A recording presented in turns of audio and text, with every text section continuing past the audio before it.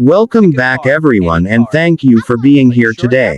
If you love moments that give you goosebumps, moments that remind you why dreams matter, and moments that make you believe that magic is still alive in this world, then you are in exactly the right place.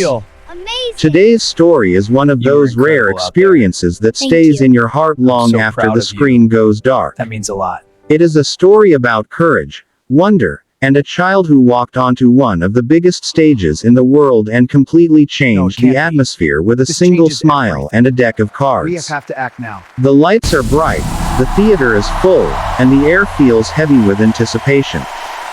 Britain's Got Talent in 2025 is already deep into the season, and the judges have seen it all. Singers with powerful voices, dancers with impossible moves, comedians with sharp timing. By now, the judges think they can predict how an audition will go within the first few seconds. The audience feels it too. There is excitement, but also that quiet doubt. What surprise could possibly be left? Then the announcer's voice echoes through the theater, introducing the next act. An 8-year-old magician. A ripple of soft laughter spreads across the crowd, not out of cruelty, but curiosity. An 8-year-old. Some people smile politely. Some lean back in their seats. The judges exchange quick glances that say the same thing. This should be cute. This should be fun. This will probably be short. The stage doors open, and a small boy walks out. He is tiny compared to the massive stage, dressed neatly in a simple outfit that looks more like a school performance than a national television show. His hair is carefully combed, his shoes shine under the lights, and his hands are clasped together for just a moment before he waves at the crowd. The audience responds with warm applause, the kind reserved for children who are brave enough to stand in front of thousands of people. He walks to the center of the stage, stops, and looks up at the judges. There is no fear in his eyes. Instead, there is something else. Focus. Calm. A spark of quiet confidence that feels unusual for someone so young. One of the judges leans forward and asks his name. The boy answers clearly, his voice soft but steady. When asked why he is here, he smiles and says he wants to show real magic. Not tricks, not jokes, but real magic. The crowd chuckles again, but this time it sounds different. There is interest now. The judge raises an eyebrow, amused, and wishes him luck.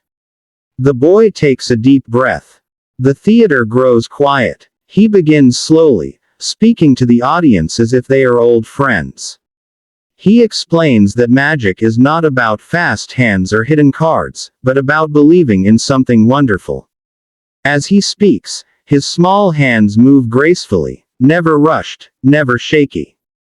He pulls a simple deck of cards from his pocket and holds it up so everyone can see. At first, it feels like a normal magic act. He asks a judge to choose a card.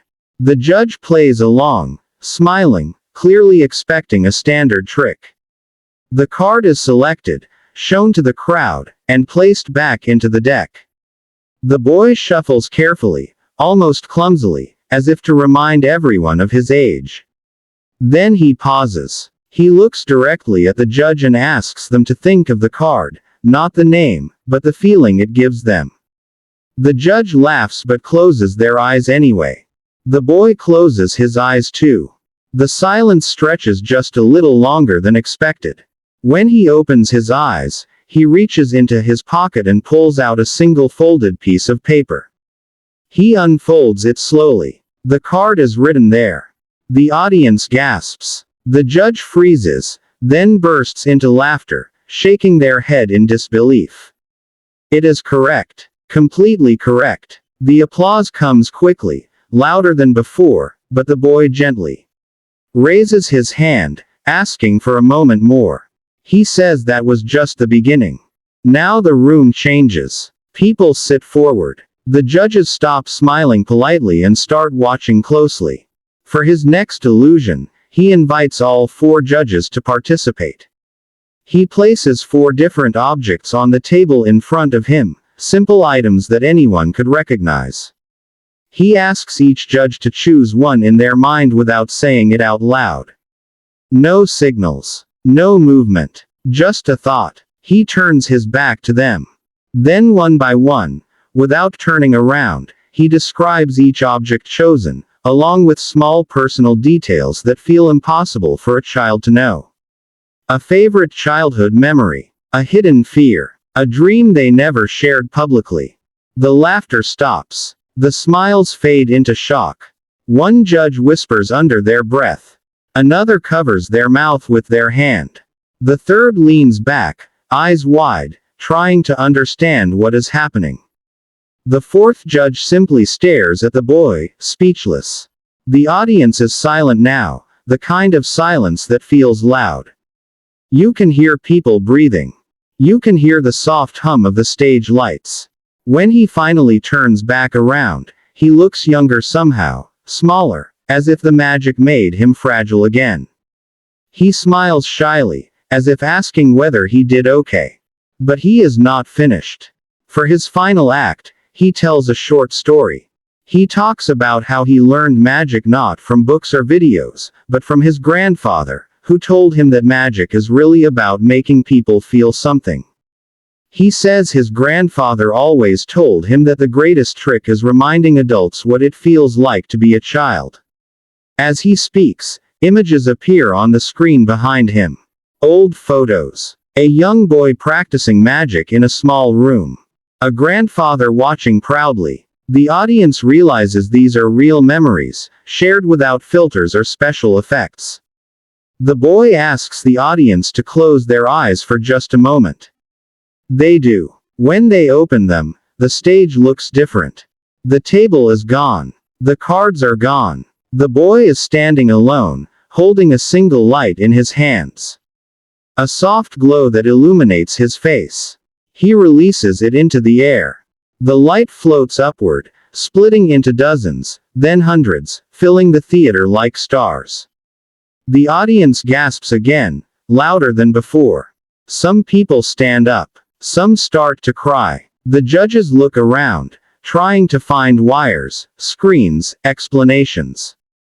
There are none. As the lights fade, the boy bows. For a second, there is nothing. Then the entire theater erupts.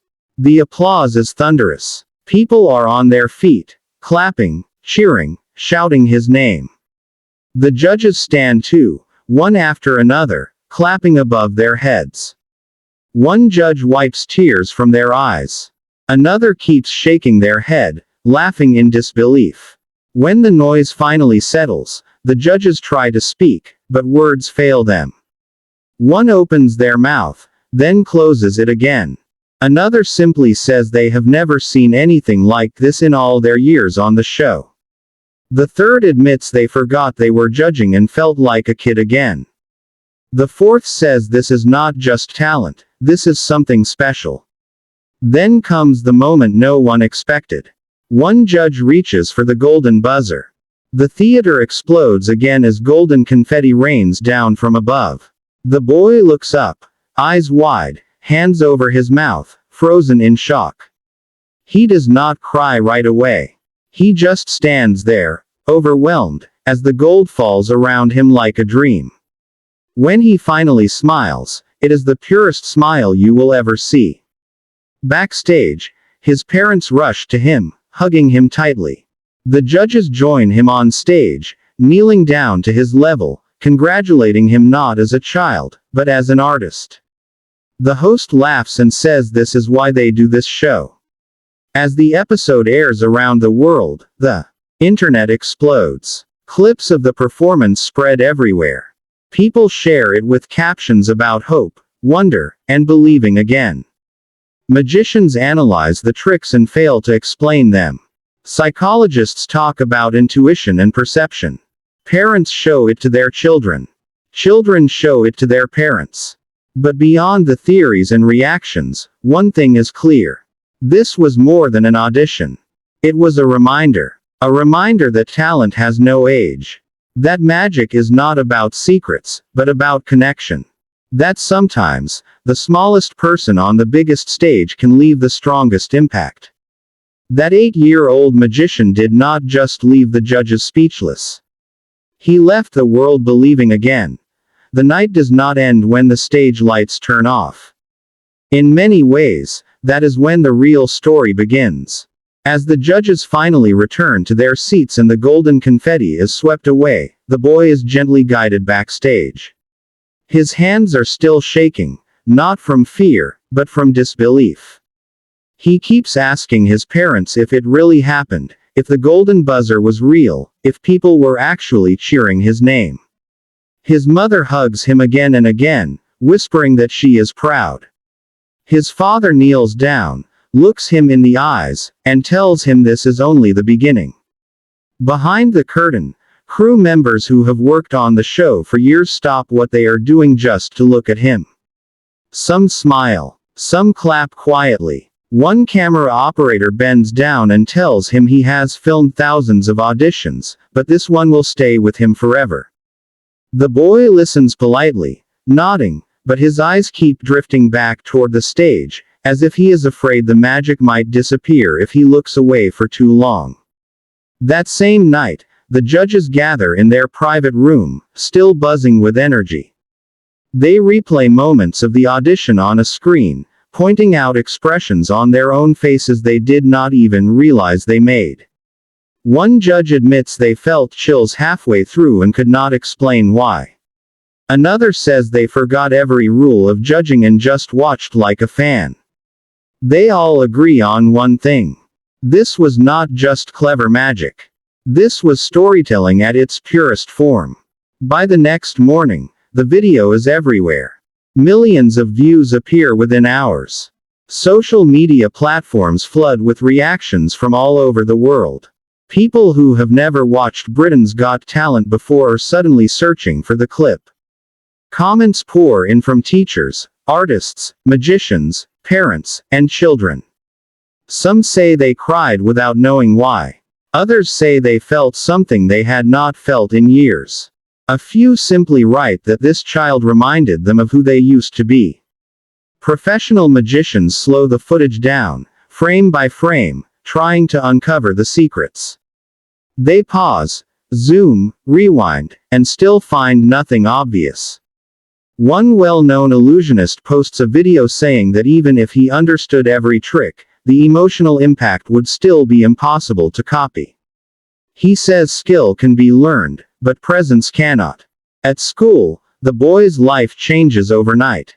When he walks into his classroom, his friends stare at him like he is someone new. Some cheer. Some ask endless questions. Others just smile, proud to say they know him. His teacher plays the clip for the class, and for the first time, the room is completely silent during morning lessons. Afterward, the teacher tells him something simple but powerful. No matter how big the stage gets, always stay curious. At home, letters begin to arrive. Handwritten letters from people who do not know him but feel connected to him. A woman writes that she lost her father recently and the story about his grandfather made her feel close to him again. A man writes that he had stopped believing in himself, but watching a child stand so confidently made him want to try again.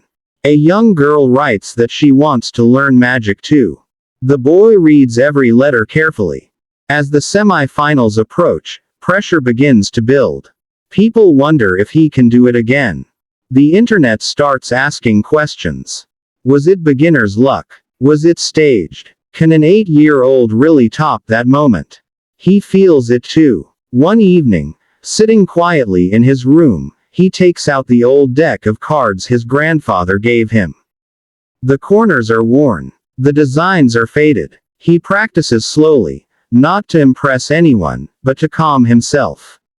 His grandfather's voice echoes in his mind, reminding him that magic is not about being perfect. It is about being honest. On the night of the semi-final, the theater feels different. Bigger. Louder. The audience knows his name now. When he walks onto the stage, the applause starts instantly. He pauses for a moment, letting it pass, then smiles.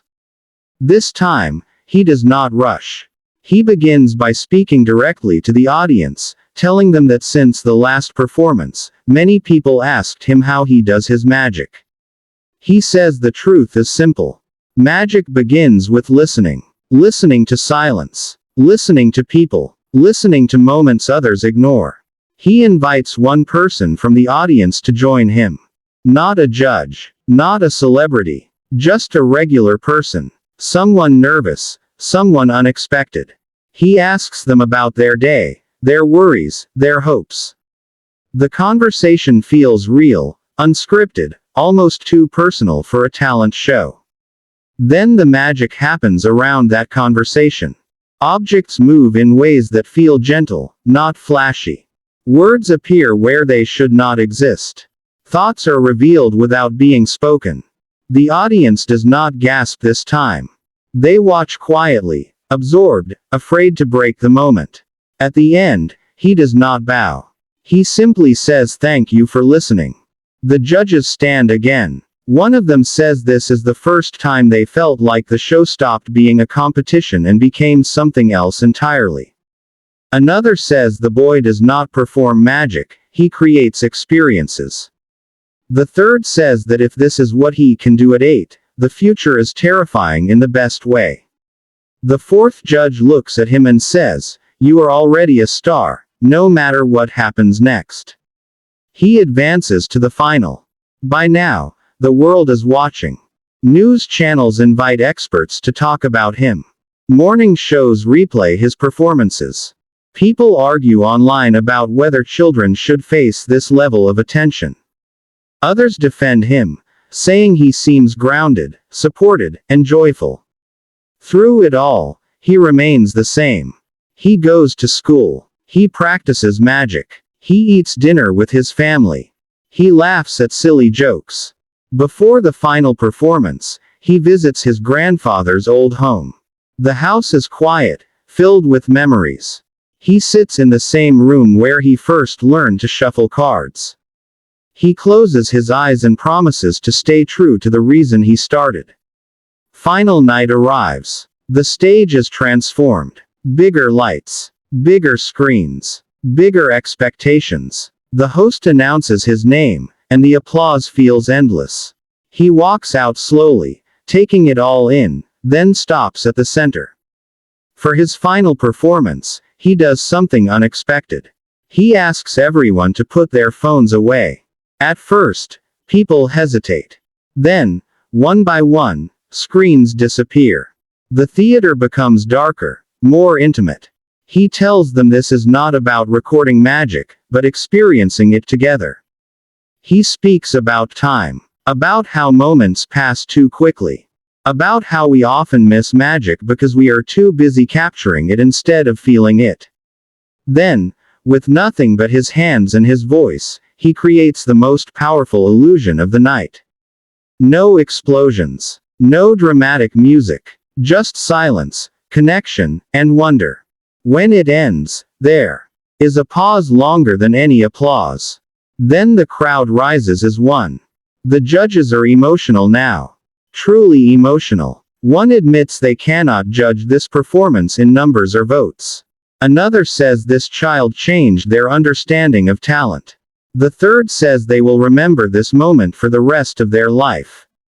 The fourth simply says thank you. The results are announced later that night. Whether he wins or not almost feels irrelevant. Because something bigger has already happened. An 8-year-old magician walked onto a stage and reminded millions of people what it feels like to believe. To slow down. To listen. To feel wonder without explanation. And long after the season ends, long after the headlines fade, that magic remains. Because real magic does not disappear. It grows.